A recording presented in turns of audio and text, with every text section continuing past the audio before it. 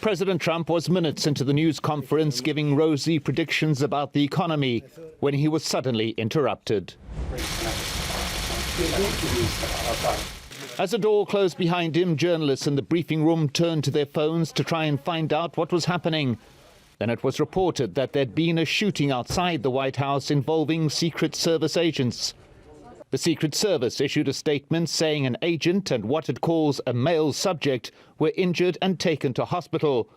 It adds that at no time during the incident was the White House complex breached or were any protectees in danger. President Trump returned to a barrage of questions and confirmed he'd gone back to the Oval Office for the duration of the incident, not to the underground bunker. It might not have had anything to do with me. Then it was back to business with a baseless claim that children are less affected than adults by the virus. Yeah, I think that for the most part they do very well. I mean, they don't get very sick.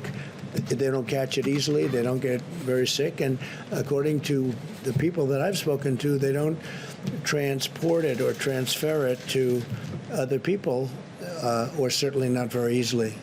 So, yeah, I think schools have to open. Schools have begun to open in a number of states.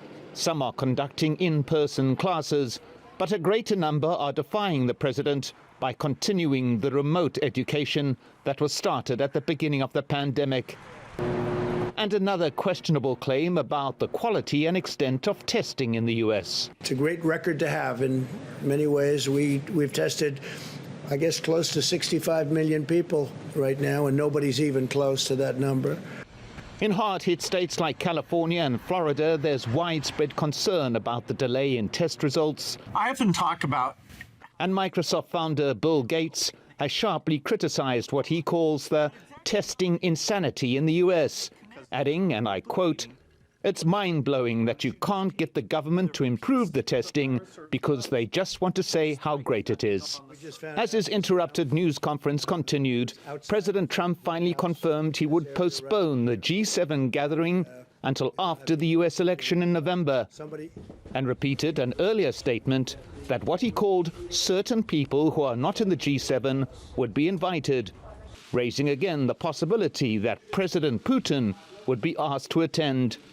This despite the fact that his own intelligence agencies state Russia is actively planning interference in the American voting process. Mike Hanna, Al Jazeera, Washington.